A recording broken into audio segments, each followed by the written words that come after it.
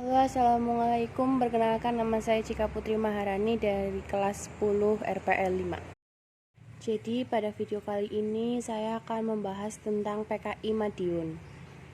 Pemberontakan PKI Madiun. Ada salah satu pemberontakan besar yang pernah terjadi dalam tubuh NKRI di masa pemerintahan Orde Lama atau Soekarno, yaitu peristiwa Madiun. Pemberontakan PKI Madiun ini adalah pemberontakan atau gagal yang menurut Orde Baru didalangi oleh PKI.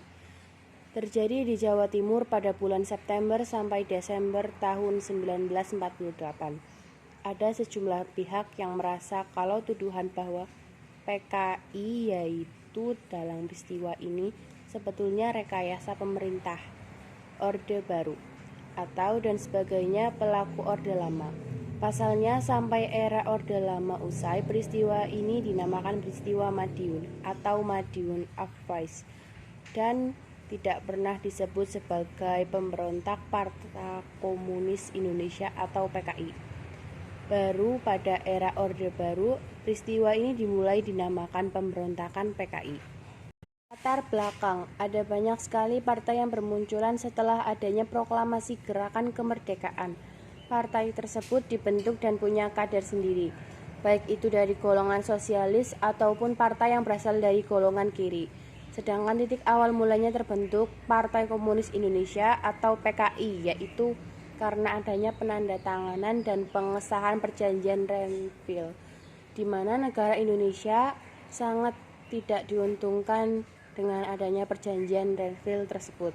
Itulah yang melatar belakangi adanya jatuhnya dan penetapan mosi tidak percaya pada bulan Januari 1948 buat kabinet Amir Syaifuddin. Akhirnya Amir berpindah menjadi sebuah partai oposisi. Sampai pada tanggal 26 Februari 1948, partai oposisi dari Amir ini semakin diperkuat keberadaannya.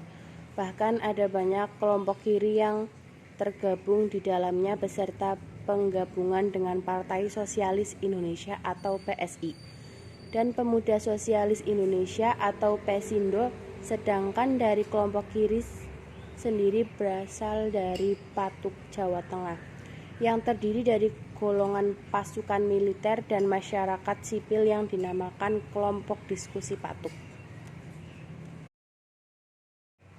Kronologi pemberontakan PKI Madiun.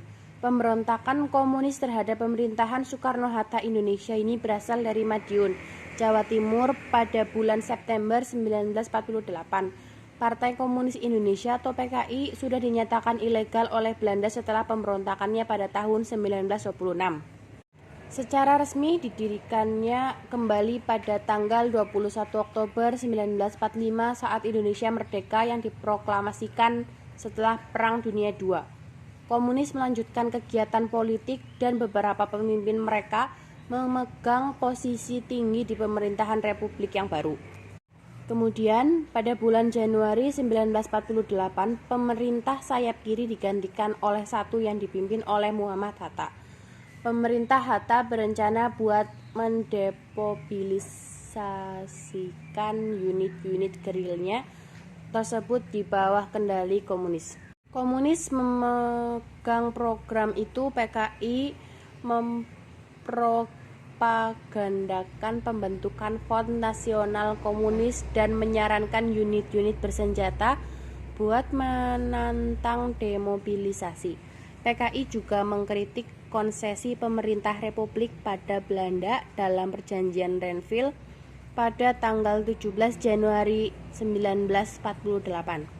Sedangkan pada pemimpin komunis sedang melakukan propaganda, seorang komandan komunis lokal di Madiun mengambil inisiatif pada 18 September tahun 1948 dan merebut kekuasaan di Madiun.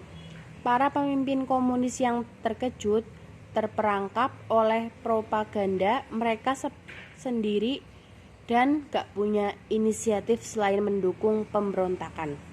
Pemerintah Soekarno-Hatta mengambil tindakan tegas. Pemberontakan itu diputus dalam waktu 3 bulan. dan sebagian besar pemimpin PKI dibunuh atau dipenjarakan. Tokoh pemberontakan PKI Madiun.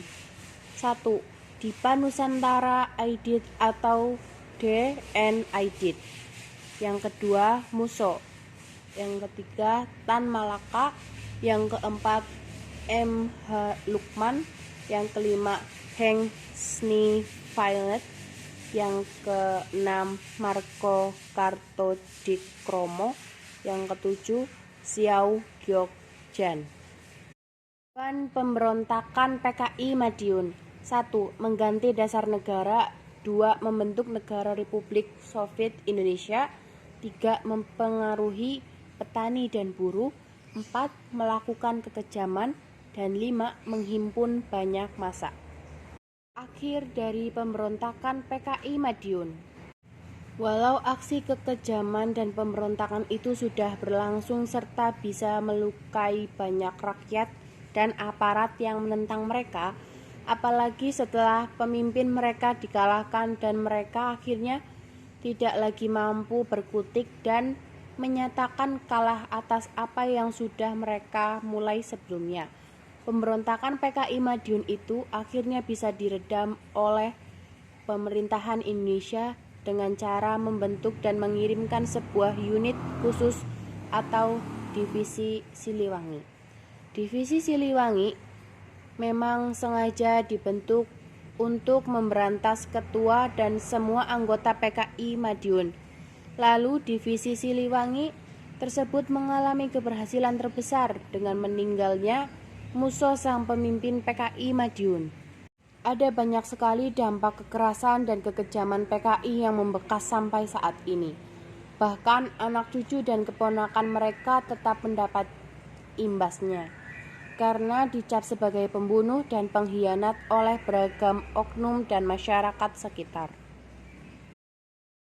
Sekian penjelasan dari saya, semoga bermanfaat dan bila ada salah kata, saya memohon maaf.